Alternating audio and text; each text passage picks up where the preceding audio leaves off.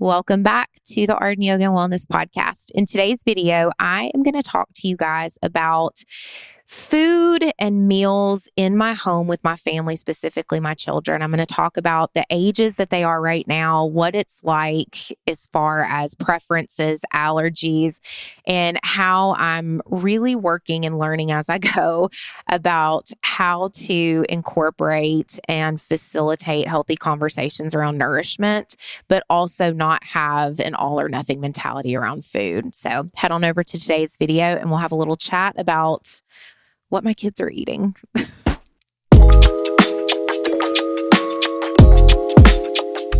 Welcome back to the Art and Yoga and Wellness Podcast. I'm your host, Kira Whitaker. All right, guys, welcome back to another episode. This week, I am going to be talking about what my kids eat, how I feed my kids, the relationship we have in our home around food, with my children specifically, and I'm also going to give you a couple of examples of things that work really well in my home when it comes to getting my kids to nourish themselves somewhat decently. Notice I said decently because I'm going to go over kind of where we're at with their current ages and just what nourishment and conversations around food are right now.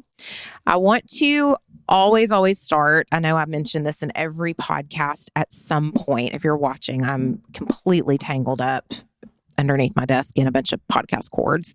Okay. I always give some sort of disclaimer in every single podcast saying this is not medical advice. Always consult your medical providers. These are just conversations around wellness to give you ideas and to get the conversations going and to let you know that you're not alone in and on your health and wellness journey. Now, before I get started, I want to say I know that relationships with food are very tricky. I've often spoken very briefly about my history with eating disorders and body dysmorphia. And so I understand the complexities around food, our relationships with food, our cultural upbringing around food. I get it. I also understand that kids are tricky. It's hard. They have their preferences. They have allergies. And so do not listen to this podcast and shame yourself or have guilt around what's going on in your home. You do you.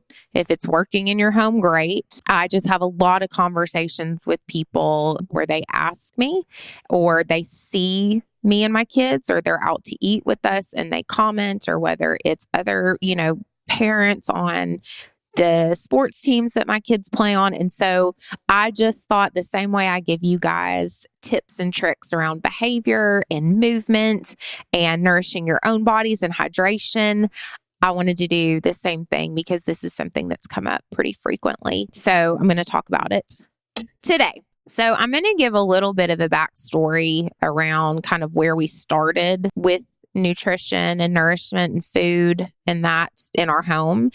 And then I'm going to talk specifically about where we're at today. In today's episode, I'm not going to get overly detailed in which child and all of that. I've really tried recently in all of my episodes to not really talk too much about my kids. And if you follow me on social media, you'll notice they're not on there very much at all. My kids are 10 and 13. And so even though my children have zero social media, and are not going to for a very long time, they have friends that are on social media.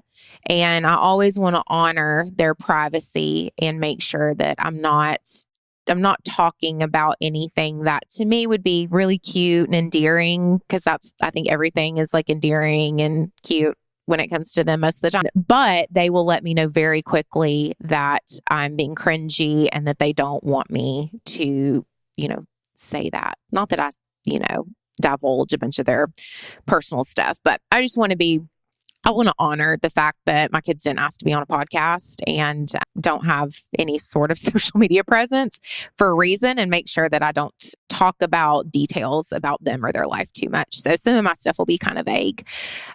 So we have a son and we have a daughter, and the early years of how how nutrition kind of went down in our home looked really different for the two of them because my life was very different between the two of them. They're only 2.5 years apart. And with our son, I went back to work at about 5.5 weeks after I had him as a wound care nurse. And I worked a lot. And I hadn't yet embarked on my own health and wellness journey. I was right at the tip of the iceberg of going, this is not sustainable. I don't have a relationship with my mind, my body, and my spirit that is sustainable, healthy, well, all the things. And so because I went back to work very, very soon after him, I didn't nurse him as long as our second child. There was a lot more. I wasn't cooking at home as much. I was starting to, but it just wasn't a focus. I was living in the fast lane of being gone all the time because I worked a lot. I was on call a lot. And there you have it. With our daughter, so when he was about 2 was when I dove in head first. So it was when he was about 1 was when I opened the studio. And so right before all of that, so I guess he was about a year old, was when I dove headfirst into my own healing, into nourishment, into really working on my own relationship with food. And so what that looked like was the farmer's market and juicing together and doing all of those things. I will say this about the early years of food and nourishment in our home. This is just my perspective and my journey. I was still so early on into a somewhat healed version or healed relationship with food because of my disordered history with it that there wasn't a lot of food freedom at times because I was afraid of food. I still didn't trust myself around food. And so I had this kind of lie, this bully voice saying, well, if you can't be trusted with your relationship with food, how can you be trusted to steward that relationship for your child? And so there were times where I was a little bit more restrictive. When I say that, just, like, oh, we're not going to have a cupcake. No, we're not doing ice cream because I wanted his body to be nourished. And so once we had our second child, I had already had the studio for 2 years at that point. And I did a natural childbirth with her. I nursed her till she was 2. And so we were in a pretty good groove. Definitely my own journey with food had continued to heal and had continued to improve. And so there was a lot more of that trust I just talked about with food. There wasn't good and bad as much. It was more, hey, here's what our body needs. And we're going to really limit those things because we just don't need mass quantities of it. And so again, it's just kind of gradually changed and shifted over the years. One, because I trust myself more to steward my own relationship with food and nourishment. And then also, because of that, I think that allows me to feel more confident and more equipped to have agency over the influence and support that I can give my family in that area. So fast forward to where we are now. I mentioned they're 13 and 10. And so this is a completely different ballgame because when they're little, you put the food in front of them, they eat it. Or they don't. Now, my kids eat at school. They go to birthday parties. They are at other people's houses. They have a lot more food choices and food freedom, which they're going to have. I mean, there's only so much you can control. And I've definitely learned with my first in those early years, too much hyperfixation and hyper control is just going to make them want it more. It's just going to be that forbidden fruit, right? And so the other thing about where we're at now is my children are 2 different natural type eaters. And then one has an allergy, one does not. So that definitely dictates some of the things that we have to do. So one of my children is very lactose intolerant.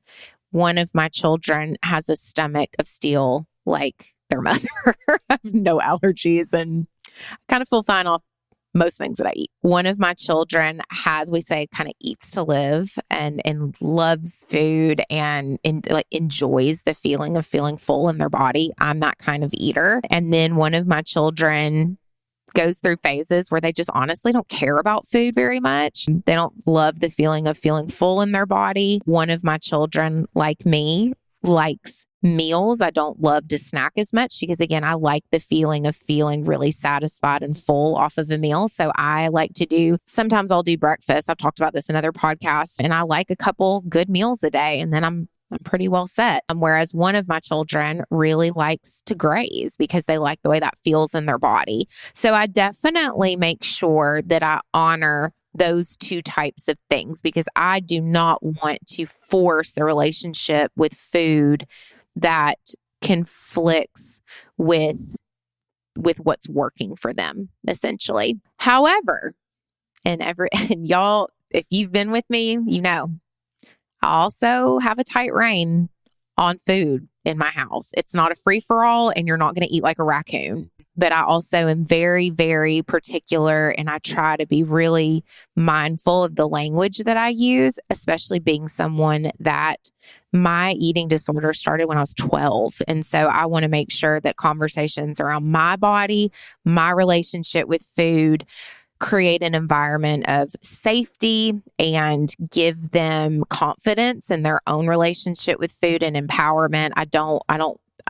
I'm going to mess a lot of it up, but I'm really trying not to, is my point here, guys. So I want to give you guys a couple of things that I do with my kids that has worked well. Again, this is not saying what you're doing is not working well. This is just the same way I love to get ideas from other people. I'm going to throw this out there and see if it's helpful to anyone. So one thing that I've always done, well, I don't want to say always, I wasn't letting them use knives when they were 2, but something that I do with my kids is I let my kids cook. I let my kids prepare their own food. I let them go to town in the kitchen. And I'm talking after school snacks. I let them do it. And the reason that I do this, there's multiple reasons I'll go through, but the one reason is I mentioned in a couple of podcasts ago when I was talking about healthy habits around food and tips and tricks that you can add in. I mentioned saving the packaged food in our home and the pantry food for on the go. That's the stuff that you're going to put in your sports bag. That's the stuff you're going to take to school. That's the stuff that I want you to take with you for the sake of convenience. And then when we're at home, I really want you eating out of the fridge and preparing your food as much as possible. Well, in order to do that, they have to be able to get in there and make their own food. I can't have it both ways. And so something that I kind of have to forego is a clean kitchen. My kitchen's a wreck a lot, you guys. I mean, it's wild in there a lot. But in order to say yes to them having freedom in the kitchen and the autonomy to nourish themselves and play around with cutting things and making things, I have to say no to a perfect Instagram kitchen. I just have to, because I can't have it both ways. I would much rather my kids make a mess in there and clean it up, which is not going to be the way I want it cleaned up. It's going to be like a 40% where I'd like 100% cleanup.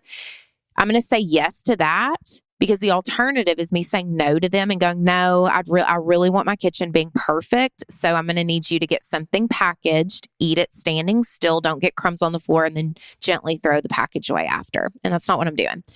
So Willow is the queen of guacamole. That is her jam. And she puts garlic in it, and she puts lime juice in it, and she puts diced onions in it and does it all herself.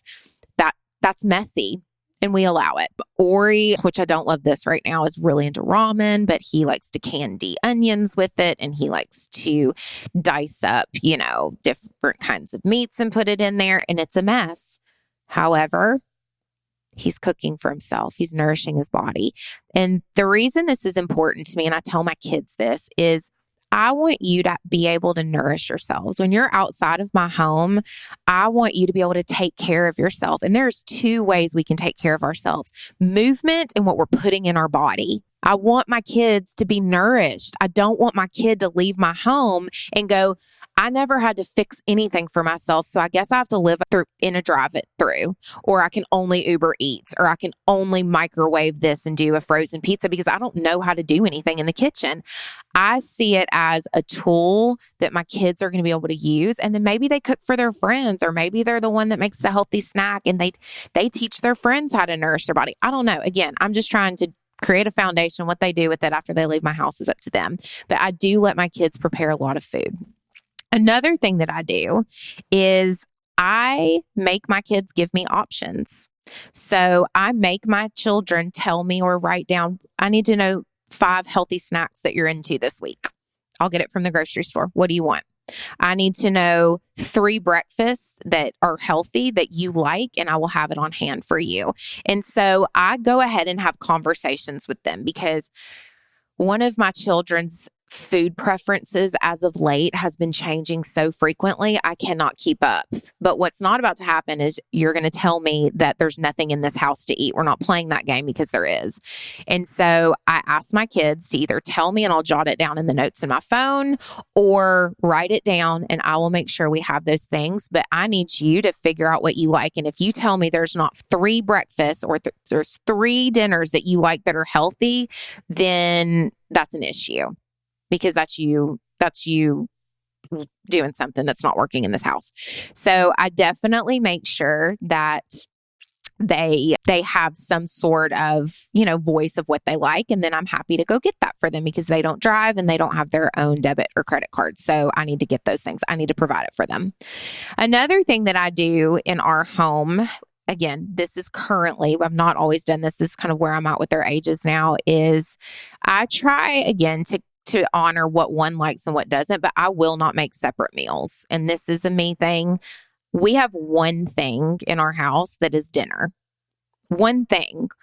We're not doing, a lot of times I've noticed with my children that they will get decision fatigue. If I say, what do you want for dinner? Go open the fridge. No, I make one thing and that is what we are having.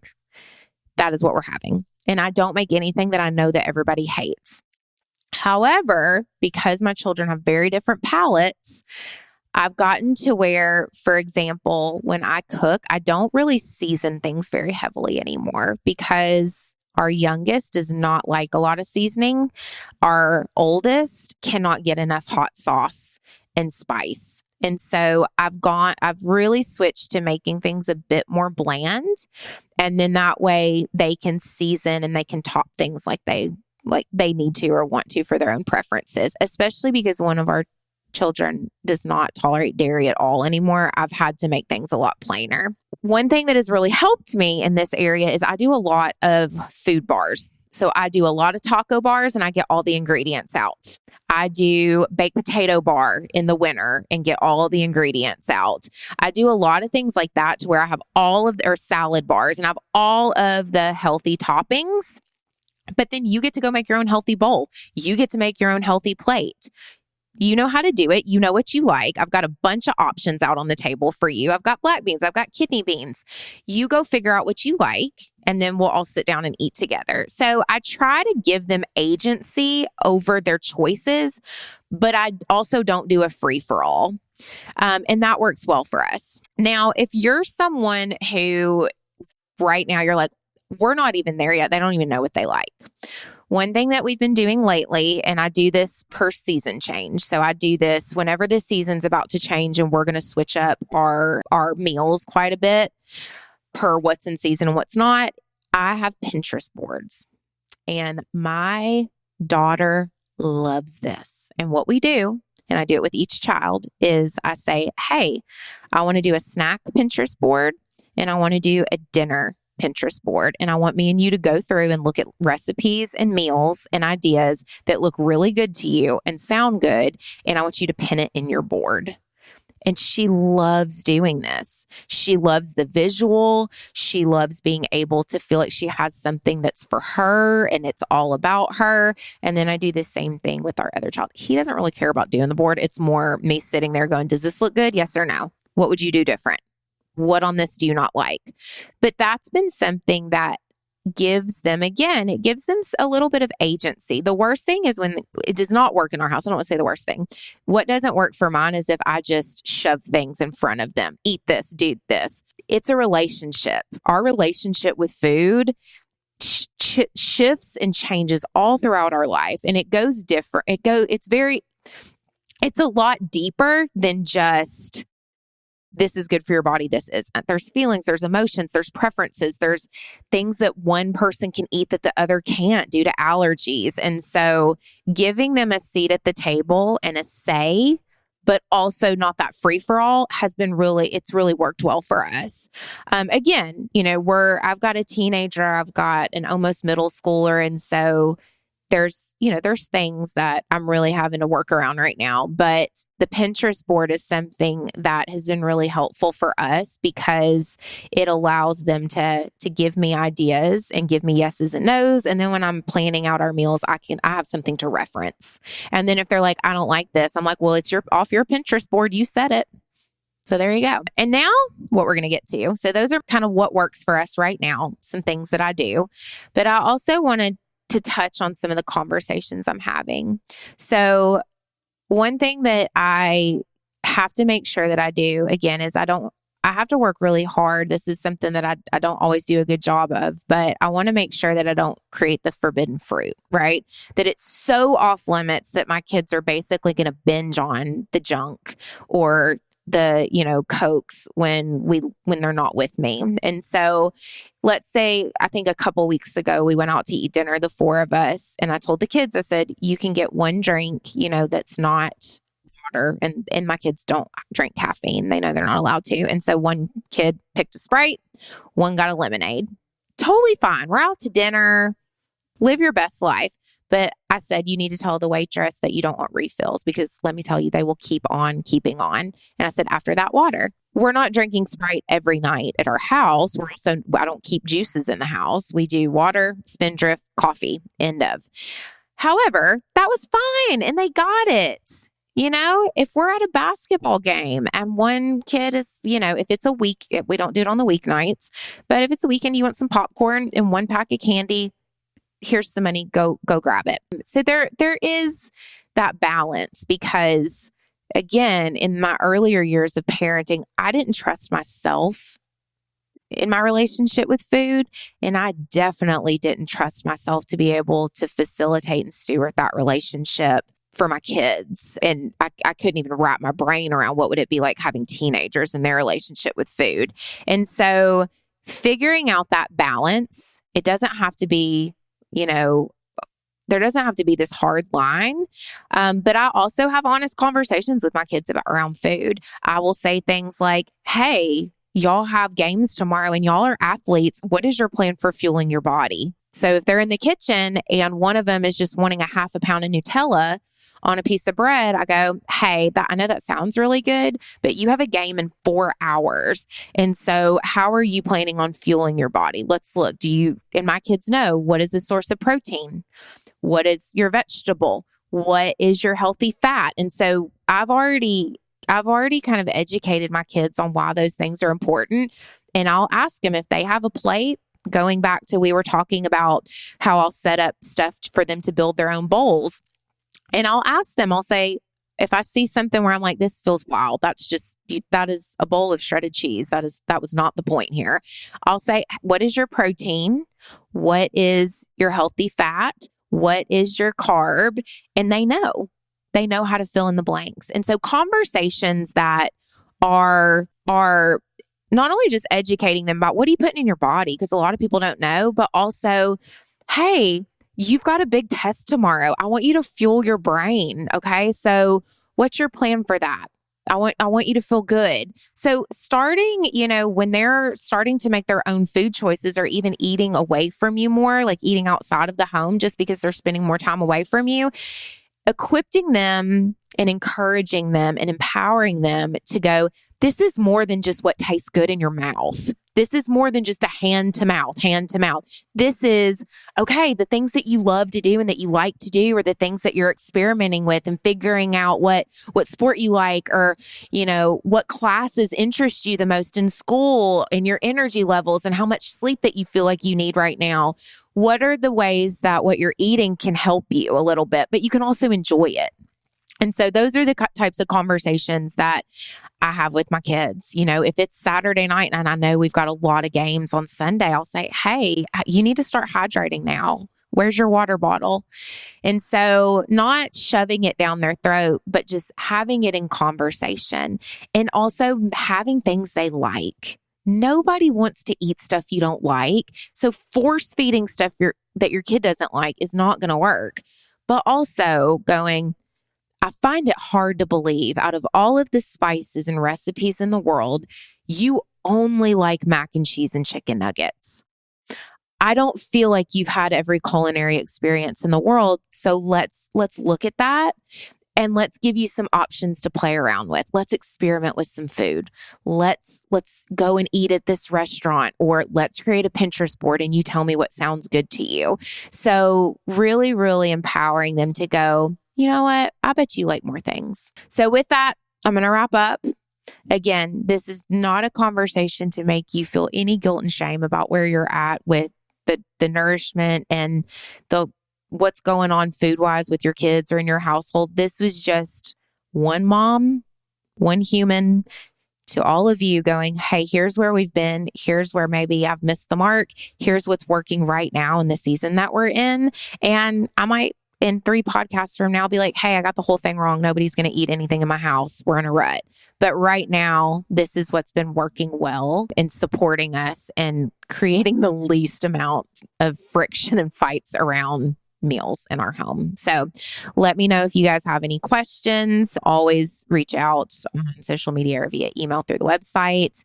And I will catch you guys next time. See ya.